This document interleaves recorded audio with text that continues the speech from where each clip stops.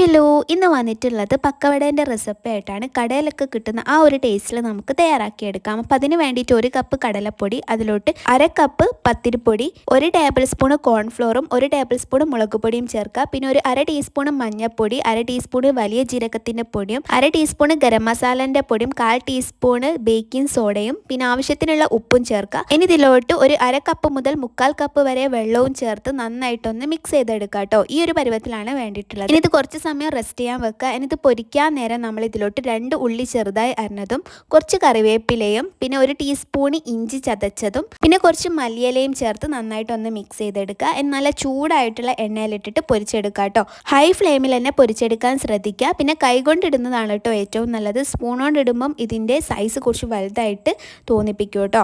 അപ്പോൾ ഉള്ളൊക്കെ വേവാൻ കുറച്ച് സമയം എടുക്കും. അപ്പോൾ ഇതാ ഫസ്റ്റ് ബാച്ച് ഇവിടെ റെഡി ആയിട്ടുണ്ട്. ഇനി അടുത്തതായിട്ട് ഞാൻ കൈകൊണ്ടാണ് ഇടാൻ പോകുന്നത്. അപ്പോൾ നമുക്ക് ചെറുതായിട്ട് കിട്ടും, കുറച്ചുകൂടി വേഗം വേവാനും ചാൻസ് ഉണ്ട് കേട്ടോ. ഉള്ളിയൊക്കെ ഒന്ന് നന്നായിട്ട് വേവാനും ചാൻസ് ഉണ്ട്. എന്നിട്ട് നന്നായിട്ടൊന്ന് മിക്സ് ചെയ്തെടുക്കുക കേട്ടോ. നമ്മൾ ഇട്ട പാടെ തന്നെ പെട്ടെന്ന് മിക്സ് ചെയ്തെടുക്കുക. അപ്പോൾ നമുക്ക് ചെറുതായിട്ട് കിട്ടും. അപ്പം അടിപൊളിയായിട്ടുള്ള പക്കവടയാണ്. എന്തായാലും ട്രൈ ചെയ്ത് നോക്കുക. നല്ല ക്രിസ്പി ആയിട്ടുള്ളതാണ്. പിന്നെ ചൂടോടൊക്കെ കഴിക്കുമ്പോഴാണ് ഒന്നുകൂടി ടേസ്റ്റ് കേട്ടോ. അപ്പോൾ അടിപൊളിയാണ്.